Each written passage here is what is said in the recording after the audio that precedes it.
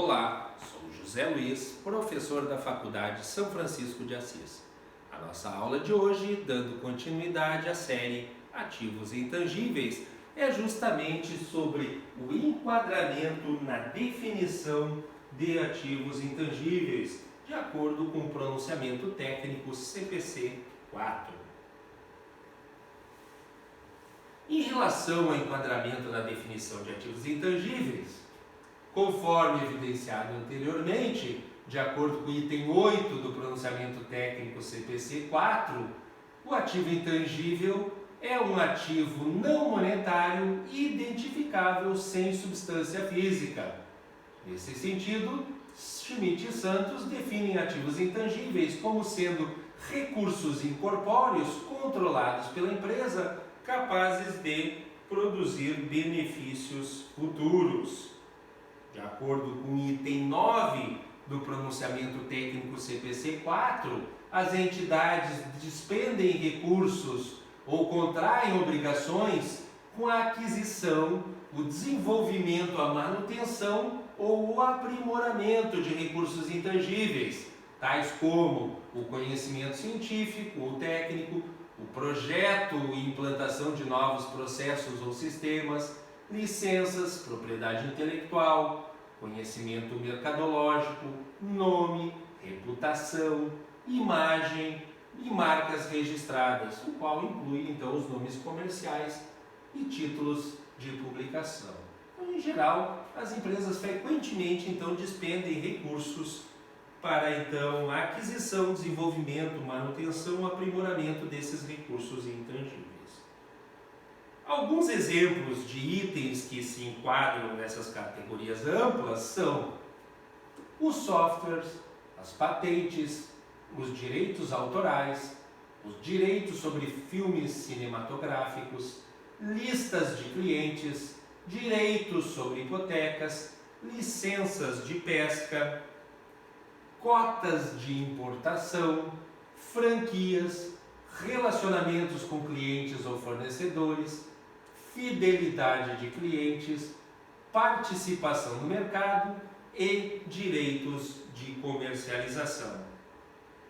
Nem todos esses itens que acabamos de apresentar, conforme o item 10 do pronunciamento técnico CPC 4, se enquadram na definição de ativo intangível.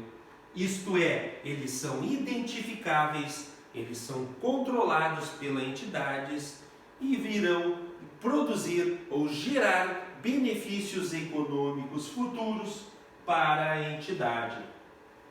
Portanto, um ativo, para se enquadrar na definição de ativo intangível, ele deve ser, primeiro, identificável, isto é, se ele for separável ou ainda resultar de direitos contratuais ou legais.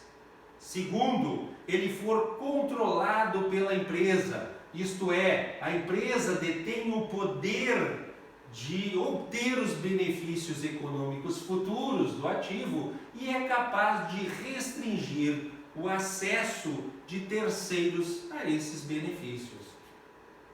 E o terceiro item, ele é gerador de benefícios econômicos futuros, os quais podem incluir então a receita de vendas ou de prestação de serviços, mas também podem incluir as reduções de custos ou outros benefícios resultantes do uso do ativo pela entidade. Então, para se enquadrar na definição de ativo intangível, o item ele deve ser identificável, controlado pela empresa e gerador de benefícios econômicos futuros. Esses três itens, então, devem ser atendidos. De acordo com o item 10 do pronunciamento técnico CPC 4, quando o item não atender à definição de ativo intangível, o gasto incorrido na sua aquisição ou na sua geração interna, ele deve ser reconhecido como despesa quando incorrido. No entanto, se o item for adquirido em uma combinação de negócios, ele faz parte, então ele passa a fazer parte do goodwill, isso é, do ágio adquirido por expectativa de lucro futuro, né? E é reconhecido também na data da aquisição. Vamos ver então cada um desses itens agora com mais vagar, iniciando então pela identificação. A definição de ativo intangível requer que ele seja identificável, de acordo com o item 11 do pronunciamento técnico CPC 4, para justamente diferenciá-lo do goodwill, já que o goodwill, reconhecido em uma combinação de negócios, é um ativo que representa os benefícios econômicos futuros gerados por outros ativos adquiridos na combinação de negócio e que não são identificados individualmente e, portanto, não são reconhecidos separadamente. Esses benefícios econômicos futuros, eles podem advir tanto da sinergia entre os ativos adquiridos, identificáveis, ou de ativos que individualmente não se qualificaram para o reconhecimento em separado nas demonstrações contábeis.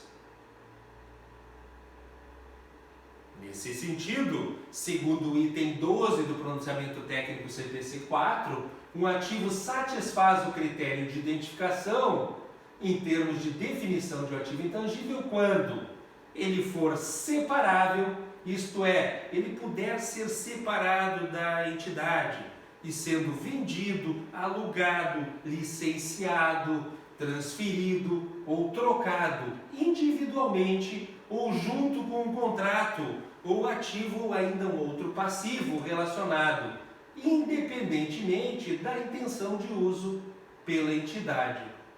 Ou ainda, um item satisfaz o critério de identificação quando ele resultar de direitos contratuais ou outros direitos legais, independentemente de tais direitos serem transferíveis ou separáveis da entidade ou de outros direitos e obrigações.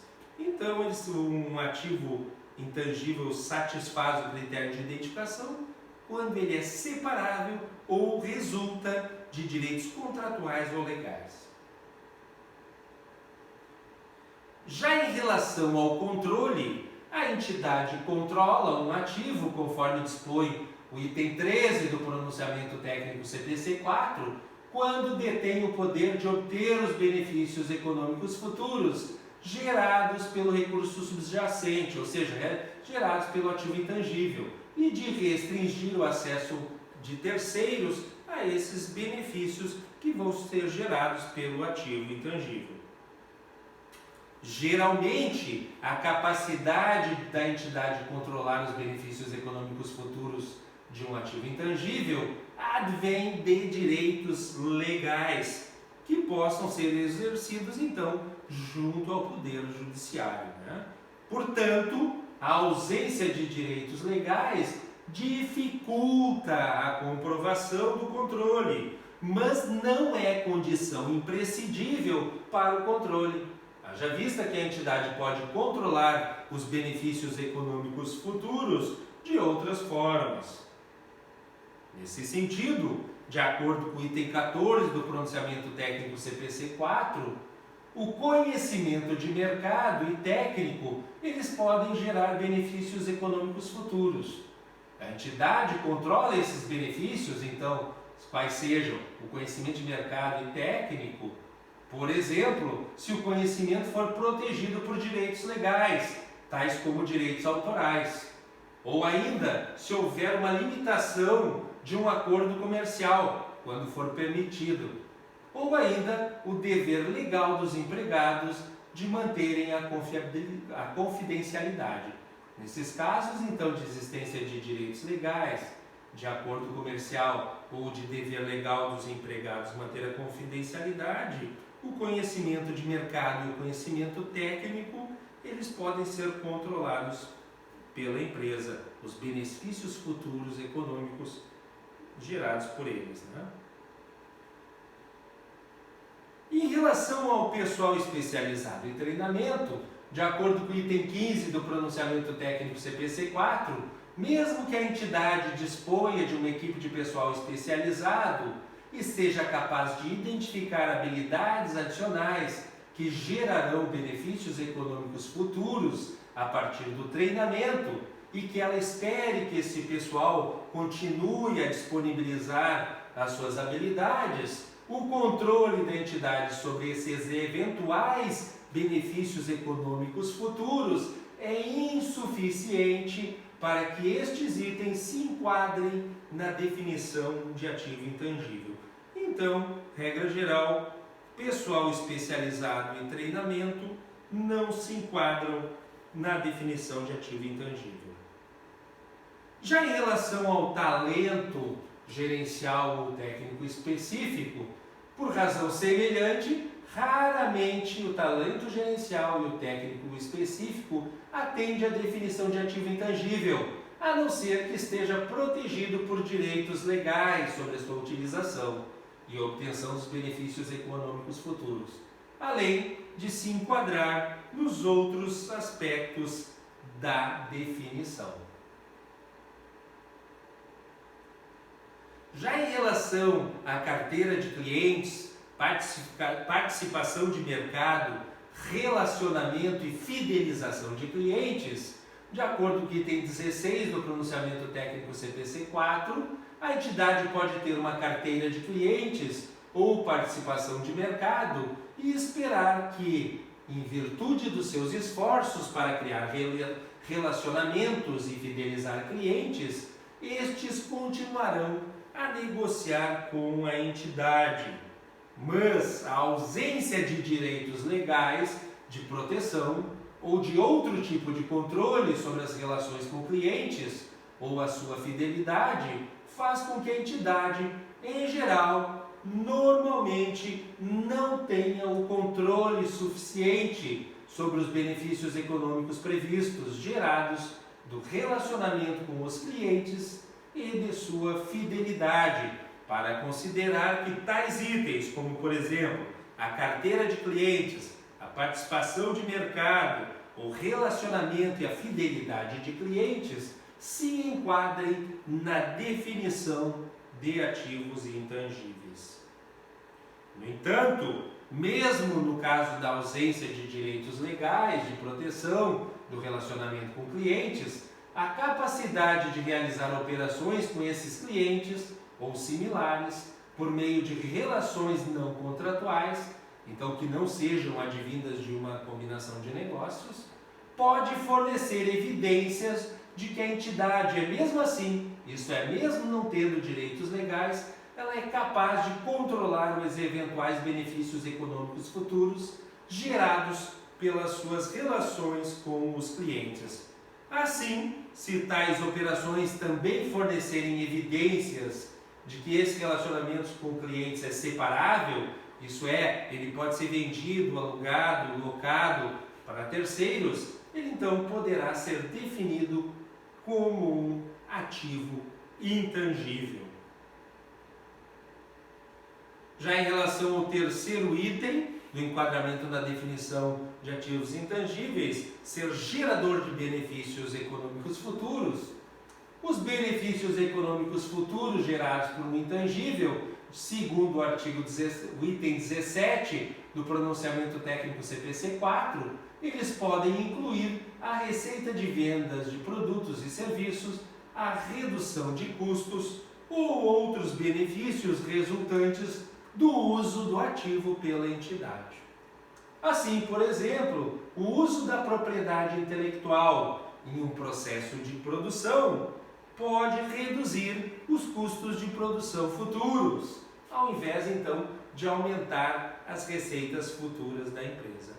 Então, em relação aos benefícios econômicos futuros, é justamente isso. Não inclui só as receitas de vendas ou prestação de serviço, mas também as reduções de custos ou de outros benefícios resultantes em decorrência do uso do ativo.